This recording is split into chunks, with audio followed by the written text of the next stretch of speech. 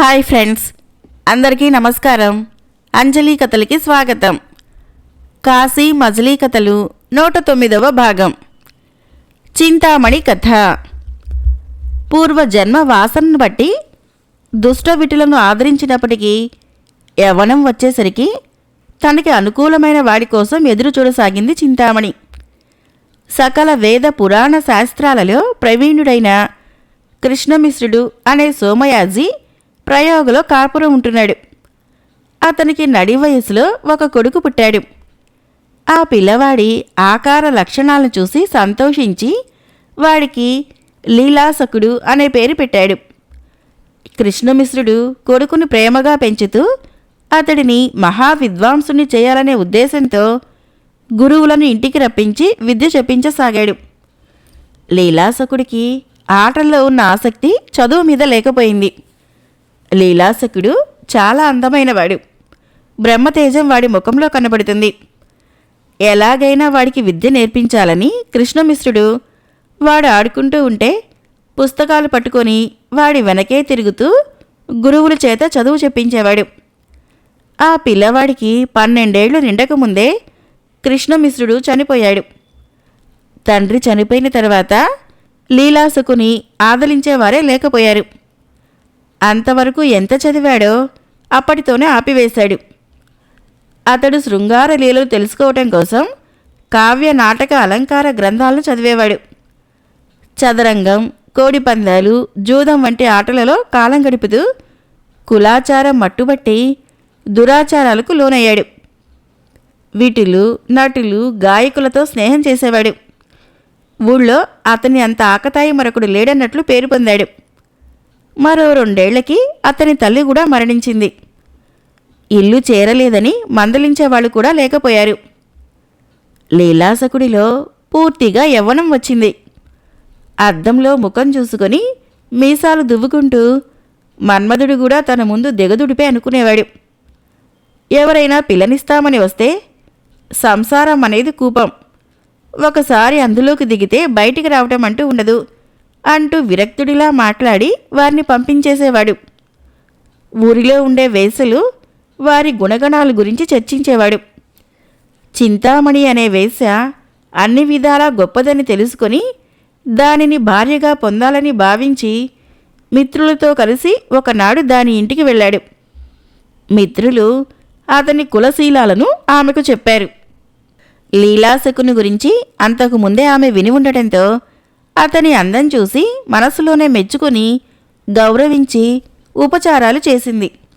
అతను సంతోషించి తాను తెచ్చిన నగలు ఆమెకిచ్చి తన కోరిక చెప్పాడు. ఆమె కొన్ని షరతులు విధించగా అంగీకరించి ఒక శుభముహూర్తంలో కన్నరికం చేశాడు.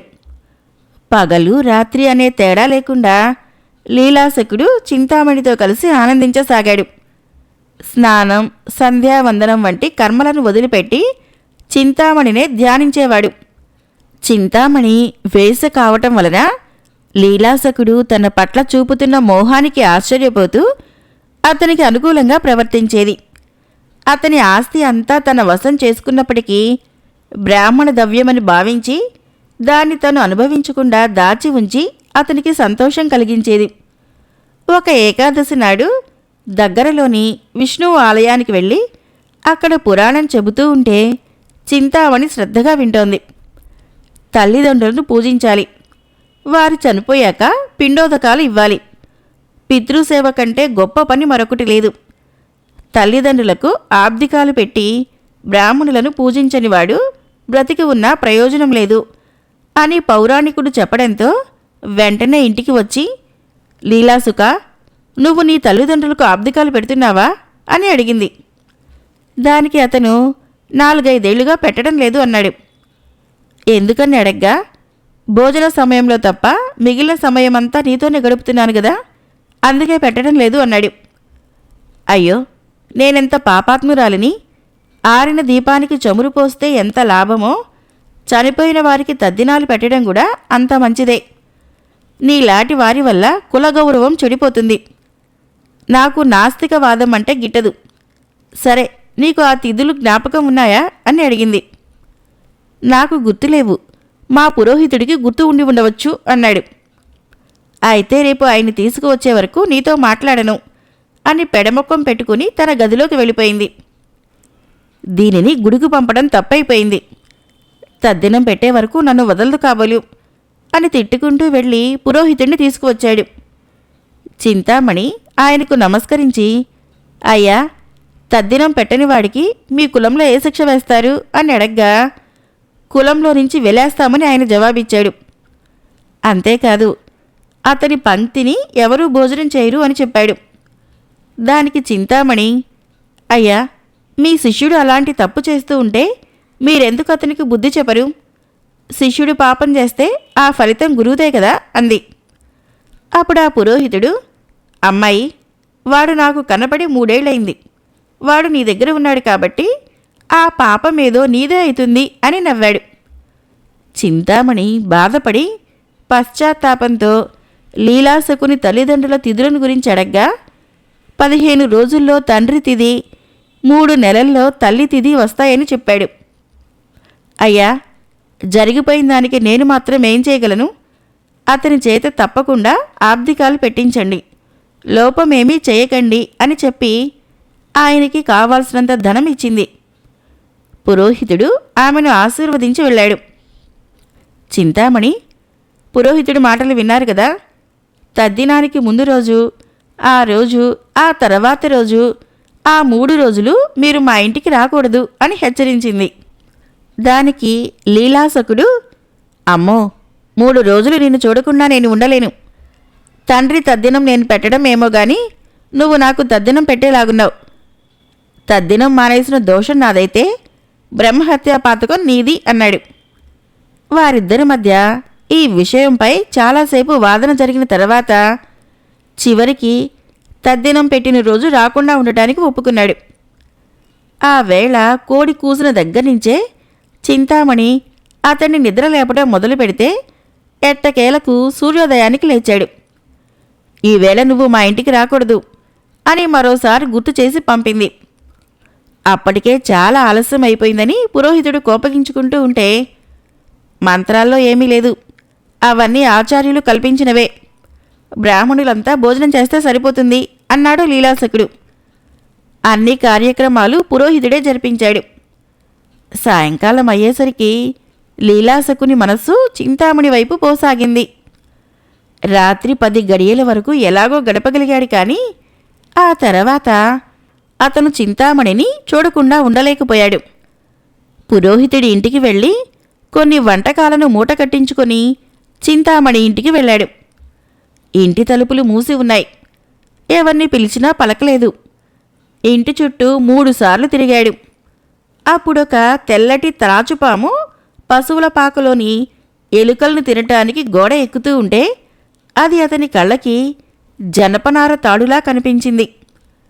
చింతామణిని చూడాలనే ఆశతో తాను పట్టుకుంది తాడో పామో అని కూడా చూడకుండా ఆ పాముని పట్టుకొని గోడ ఎక్కి లోపలికి దుమికాడు. ఆ పాము సగం తెగి అతని చేతిలో చచ్చింది. అతనేమీ గమనించకుండా దాన్ని అక్కడే పడేసి చింతామణి మంచం దగ్గరికి వెళ్ళాడు. ఆమె వెంటనే లేచి, ఒక్క రాత్రికి ఆగకుండా నా కోసం వస్తావా? నీ వల్ల నాకు కూడా పాపం చుట్టుకుంటుంది అని కోపగించుకుంది.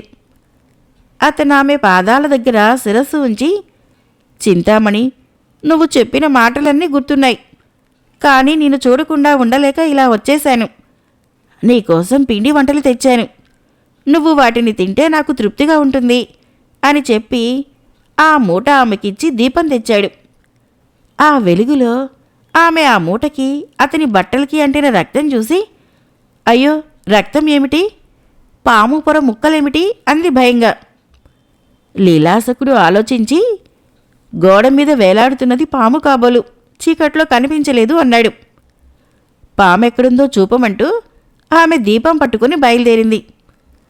కామంతో కళ్ళు మూసుకుపోయిన వారికి ఏమీ కనపడదు. ఈ జన్మలో ఇతడికి బుద్ధి రాదు, వీడి వల్ల నేను కూడా చెడిపోతున్నాను అనుకుంది. పాము చేస్తే అంతగా బాధపడతావెందుకు? లోపలికి పద, నన్ను ఆనందపరచు. కోపగించుకోకు, ఈ రాత్రికి నేను నిలవలేను అన్నాడు. మంచం మీద కూర్చో, స్నానం చేసి వస్తాను అని చెప్పి ఆమె అవతలికి వెళ్ళింది. ఆమె కోసము లీలాసకుడు ఎదురు చూడసాగాడు. అప్పుడు చింతామణి ఒళ్ళంతా బూడిద పూసుకొని జుట్టు చెరుపుకొని దిగంబరంగా వికృతంగా వచ్చి అతని ముందు నిలబడి, లీలాసక, నవరంధ్రాలు గల తోలుబొమ్మలాంటి శరీరంపై నీకంత మోహం ఎందుకు?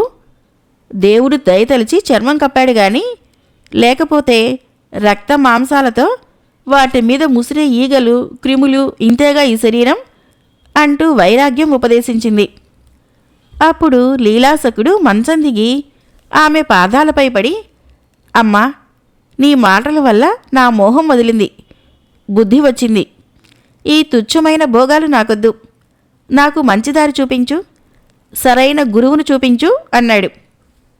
చింతామణి అతడికి విరక్తి కలిగిందని, ఉపదేశానికి ఇదే మంచి సమయమని భావించి, గంగా తీరంలో నా గురువు ఉన్నాడు. ఆయన పేరు సోమగిరి. ఎప్పుడూ జపం చేసుకుంటూ ఉంటాడు. అతన్ని వేడుకుంటే నీకు తప్పకుండా ముక్తి మార్గం బోధిస్తాడు. వెంటనే బయలుదేరు అంది. చింతామణి చెప్పిన గుర్తులను పట్టుకొని లీలాసకుడు ఆ యోగి దగ్గరికి వెళ్ళి ఆయనకు నమస్కరించి తన వృత్తాంతమంతా చెప్పుకోగా, దీనికంతటికీ కారణము పూర్వజన్మ ఫలితమే అని భావించి సోమగిరి అతనికొక మంత్రం ఉపదేశించాడు. దానిని శ్రద్ధగా జపించమని చెప్పాడు.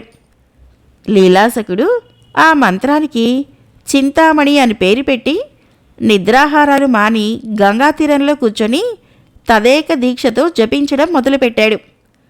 అంతేకాకుండా 10 రోజుల్లో పరమాత్మ దర్శనం కాకపోతే ప్రాణత్యాగం చేస్తానని ప్రతిజ్ఞ చేశాడు.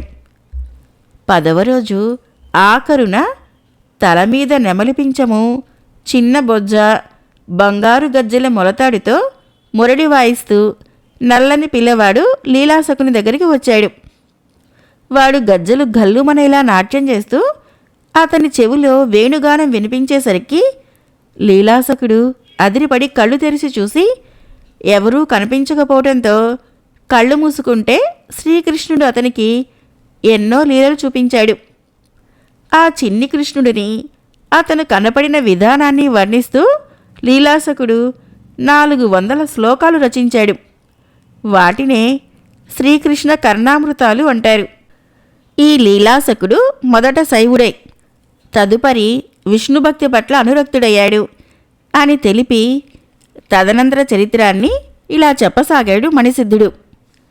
అగ్నిశుకుని కథ. చిత్రసేన, చింతామణి ఆ విధంగా ఉపదేశించడం వలనే గదా లీలాసకుడు పరమ భక్తాగ్రేసుడయ్యాడు. ఆమె ఆ విధంగా తన కులంలో మంచి పేరు సంపాదించుకుంది అని గోణికాపుత్రుడు చెప్పాడు. చిత్రసేన ఆనందంతో, స్వామి, చింతామణి కథ నాకు చాలా సంతోషాన్ని కలిగించింది. మరి లీలాసకుడు విరక్తుడయ్యాక చింతామణి ఏం చేసింది? మళ్ళీ వారిద్దరూ ఎప్పుడైనా కలుసుకున్నారా? ఆ తర్వాత ఏం జరిగిందో వినాలని ఉంది, అది కూడా చెప్పండి అంది.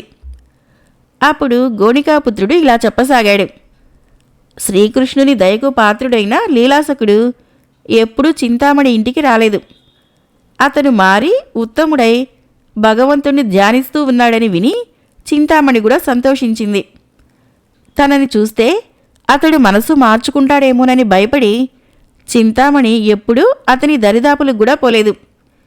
ఆ వేళ రాత్రి అతనికి విరక్తి కలిగించడానికి అలాంటి వికృత వేషం వేశాక ఆమె మరెప్పుడూ అలంకరించుకోనేలేదు. ఆ రోజు రాసుకున్న బూడిదను అలాగే ఉంచుకొని కాషాయ వస్త్రాలు కట్టుకొని తన ఆస్తి అంతటినీ మంచి కార్యాల కోసం వినియోగించి విరక్తితో తిరగసాగింది. అగ్నిశుకుడనే యతీంద్రుడు ప్రయాగలో వ్యాసమఠంలో నివసిస్తూ గంగానదిలో స్నానం చేస్తూ తపస్సు చేసుకుంటూ మఠానికి వచ్చి కందమూలాలు తింటూ కాలక్షేపం చేస్తున్నాడు. ఆత్మావలోకంలో కాలం గడుపుతున్న ఆ యోగి దగ్గరికి చింతామణి వచ్చి ఆయన పాదాల మీద పడి, మహాత్మా, నాకు విజ్ఞాన ప్రవృత్తిని తెలియచేయండి అని ప్రార్థించింది. ఆయనకి బాహ్య దృష్టి లేకపోవడంతో తన ధ్యానానికి అనుగుణమైన శరీరము అంతకుముందు ఎలాంటి గతిని అనుసరిస్తుందో అలాంటి గతి వస్తుంది అన్నాడు. చింతామణికి ఆ సమాధానం అర్థం కాలేదు. అదే విషయం ఆమె చెప్పగా, విధించబడిన కర్మఫలం అనుభవం వల్ల కానీ నశించదు అని చెప్పాడు. అప్పుడు చింతామణి, మీ మాటలు ఒకదానికొకటి సంబంధం లేకుండా ఉన్నాయి అంది. ఆ యోగి ధ్యానంలోనే ఉండి బుద్ధి కర్మను బట్టి అనుసరిస్తుంది అన్నాడు. అది చాలా సామాన్యమైన మాటగా వినిపించి సరిగ్గా చెప్పమనగా యోగులు కూడా భోగులే అన్నాడు.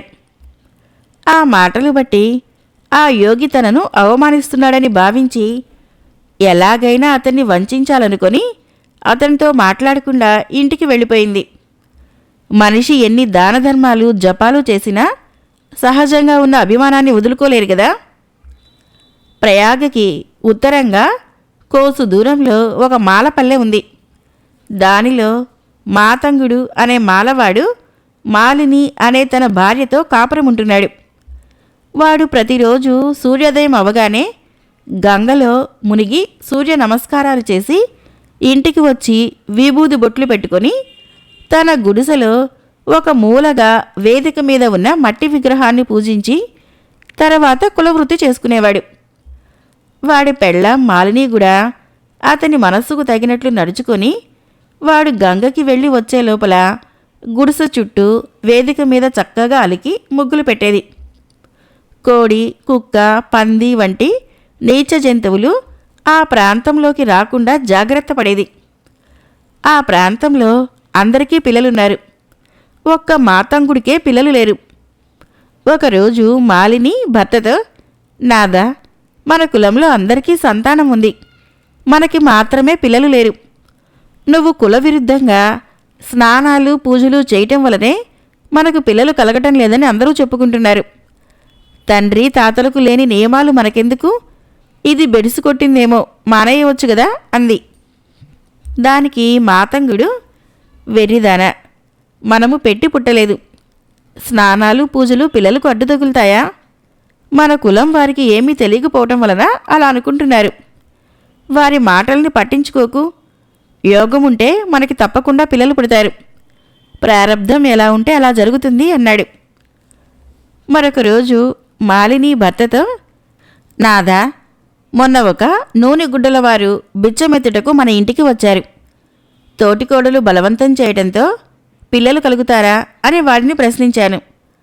వాడు మంత్రాలు చదువుతూ నా చేయి చూసి, నీకు గాలి సోకి పిల్లలు పుట్టడం లేదు, కుంచెడు ధాన్యం ఇస్తే రక్షరేఖ ఇస్తాను అని చెప్పాడు. రేపు రమ్మని వాడిని పంపేశాను.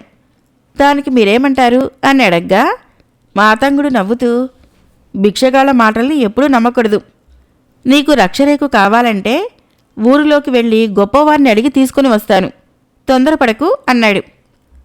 రోజూ భార్య పొగురు పెడుతూ ఉండటంతో మాతంగుడు ఒకరోజు స్నానాధికాలు ముగించుకొని రక్షరేఖ కోసం త్రివేణికి వెళుతూ ఉండగా దారిలో ఒక మాలదాసరి ఎదుటిపడి వివరం అడిగాడు. మాతంగుడు జరిగింది చెప్పగా, ఆ రక్షరేఖేదో నేనిస్తాను అన్నాడు.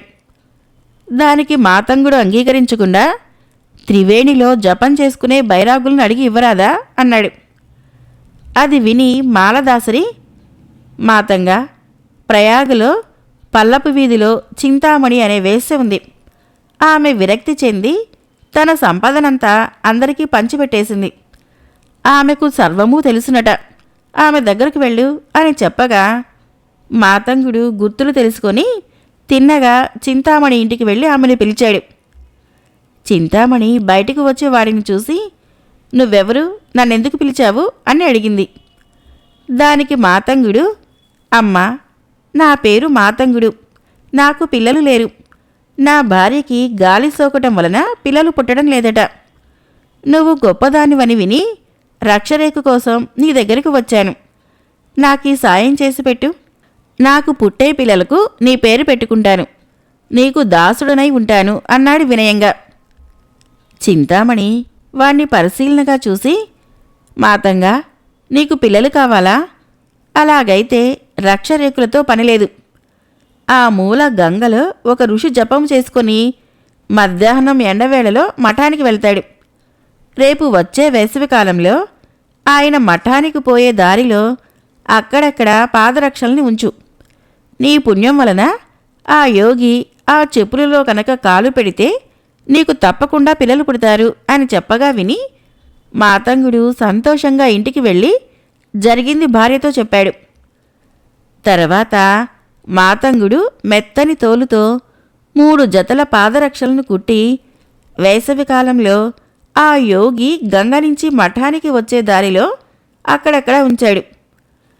ఎండాకాలంలో అగ్నిశిఖుడు వేడిగాల్పులు వీస్తుండగా జపం ముగించుకొని మఠానికి వెళుతూ చుర్రుమని కాళ్ళు కాలుతూ ఉండగా వడివడిగా నడుస్తూ ఉండగా కాళ్ళు బొబ్బలెక్కి నడవటం కష్టంగా ఉండటంతో ముందు వెనక చూడగా దైవవశమున ఒకచోట మాతంగుడు ఉంచిన పాదరక్షలు కనిపించాయి. బాధను భరించలేక ఆ యోగి ఆ పాదరక్షల్లో కాళ్ళు ఉంచి నిలబడ్డాడు. అడుగులు చల్లబడటంతోనే ఆ చెప్పుల్ని వదిలి వెంటనే ఆశ్రమం చేరుకున్నాడు. కాని ఆ రాత్రి ఆ యతికి నిద్రపట్టలేదు. ఆ పాదరక్షల గురించి ఆలోచిస్తూ, అయ్యో, నేనొక తాపసుడినే, ఎండబాధ భరించలేక ఎవరో ఉంచిన పాదరక్షలలో కాళ్ళు ఉంచి వాళ్ళకి రుణపడిపోయాను. శీతోష్ణాలను తట్టుకోలేని నా తపస్సెందుకు అని విచారించాడు. ఆ యోగికి మనసులో ఆ బాధ ఆయన మరణం వరకు కూడా వదలలేదు. ప్రాణం పోయే సమయంలో కూడా వాటి గురించి ఆలోచిస్తూ ప్రాణాలు వదిలాడు. ఆ యతి మరణించిన కొన్నాళ్ళకి మాతంగుడు చింతామణి ఇంటికి వెళ్ళి నమస్కరించి, తల్లి, నువ్వు చెప్పినట్లుగానే చేశాను. నీ మూలంగా మా కులం వర్ధిల్లుతుంది. నా భార్య నెల తప్పింది అని చెప్పగా చింతామణి కొంతసేపు ధ్యానం చేసుకొని తల పరికించి, మాతంగా, నీ మాటలు వింటుంటే చాలా సంతోషంగా ఉంది. నీకు మంచి కొడుకు పుడతాడు. నీ భార్యకు నొప్పులు మొదలైనప్పుడు నాకు చెప్పు, నేను వచ్చి చూస్తాను అని చెప్పింది. తర్వాత చింతామణి వ్యాసమఠానికి వెళ్ళి అగ్నిశుకుని గురించి అడిగి తెలుసుకొని అతడు మరణించినట్లు తెలుసుకుంది. అప్పుడు ఆమె పశ్చాత్తాపపడుతూ, నేను మహాపాపాత్మురాలిని, మహానుభావుడైన యోగిని పంచముడి ఇంట్లో పుట్టిస్తున్నాను. నేను మనిషినేనా? అతడు నన్ను అవమానించాడని కోపగించుకున్నాను. కోపం అంటే పాపమే కదా అని బాధపడుతూ అతని జననానికి నెలలు లెక్కబెట్టసాగింది. ఒకనాడు మాతంగుడు కంగారుగా వచ్చి చింతామణిని పిలిచి, అమ్మా, నా భార్య ప్రసవ వేదన పడుతోంది అని చెప్పడంతో ఆమె వాడితో అతని ఇంటికి వెళ్ళింది. ఆమె వెళ్ళేసరికే మగ శిశువు జన్మించాడు. ఆ పాపడు పాలు తాగటం లేదని మాలిని బాధపడింది. చింతామణి ఆ బాలుణ్ణి ఎత్తుకొని ముద్దాడి ఆకార లక్షణాలను పరిశీలనగా చూసి ఆ యతే ఈ బాలుడిగా పుట్టాడని భావించి, బాలుడా, నువ్వెవరు అని అడిగింది. బాలిక, నేను యతిని అని సమాధానం చెప్పగా, నువ్విక్కడ ఎందుకు పుట్టావు అని అడగ్గా ఆ పిల్లవాడు తన వృత్తాంతమంతా చెప్పి, ప్రాణాలు పోయే క్షణంలో ఎవరికి ఎలాంటి బుద్ధి పుడుతుందో వారికి అలాంటి జన్మమే కలుగుతుందని శాస్త్రాలు చెప్పాయి కదా అని ఏడవసాగాడు. అది విని ఆమె కన్నీరు కారుస్తూ, తండ్రి, వాళ్ళు అపవిత్రులని భావించి పాలు త్రాగటం లేదా? నిన్ను ఇక్కడ పుట్టించి మహాపాపం చేశాను అని మెల్లగా అంది. అంతలో మాతంగుడు వచ్చి, అమ్మా, వీడు బ్రతుకుతాడా? నువ్వు కూడా ఏడుస్తున్నావెందుకు? నిజం చెప్పు, వీడి భారమంతా నీదే అని ఆమె పాదాలపైన పడ్డాడు. దానికి చింతామణి, వీడికేమీ భయం లేదు. మీ అబ్బాయికి తల్లు పాలు పడవు, ఆవు పాలు కావాలి, నేను వెళ్ళి తీసుకువస్తాను అని ఆమె వెళ్ళబోతూ ఉంటే, తల్లి, ఆవు పాలు మా ఇంట్లోనే ఉన్నాయి అని అతడు వెళ్ళి పాలు తెచ్చాడు. కానీ ఆ బాలుడు ఆ పాలు తాగలేదు. దాంతో ఆ దంపతులు మరింతగా బాధపడ్డారు. చింతామణి ఆలోచించి ఒక బ్రాహ్మణుని ఇంటికి వెళ్ళి పాలు అడిగి తెచ్చి వాటిని పట్టించగా ఆ బాలుడు ఆ పాలు తాగాడు. మర్నాడు అక్కడి నుంచే పాలు తెస్తే ఆ పిల్లవాడు పాలు తాగకపోవడంతో వాడు ఉద్దేశాన్ని అర్థం చేసుకొని రోజుకొక బ్రాహ్మణుడి ఇంటి నుంచి పాలు తెచ్చి తానే తాగించేది. మాతంగుడు చింతామణి తమ మీద దయతో ఆ బాలుడికి సేవలు చేస్తున్నదని భావించి ఆమెను గురువుగాను దైవంగానూ భావించి స్తుతించేవాడు. బాలుడు పెరిగి పెద్దవుతూ బాలక్రీడలు చూపుతూ ఉంటే తల్లిదండ్రులు ఆనందపడిపోయేవారు. బాలుడిని అన్నప్రాసన చేయాలని చింతామణి ఒక బ్రాహ్మణుని ఇంటి నుంచి పాయసం తెచ్చి పెట్టింది.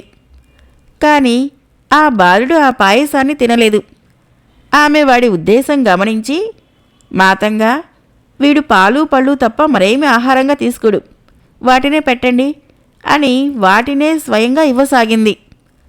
మాతంగుడు మొదట చెప్పినట్లుగా ఆ బాలుడికి చింతామణి అని పేరు పెట్టాడు.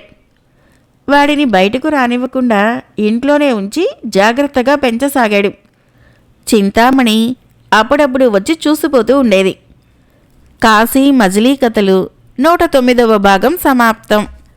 ఫ్రెండ్స్, నా కథలు నచ్చినట్లయితే మన ఛానల్ని తప్పకుండా సబ్స్క్రైబ్ చేయండి, లైక్ చేయండి, షేర్ చేయండి, కామెంట్ చేయండి.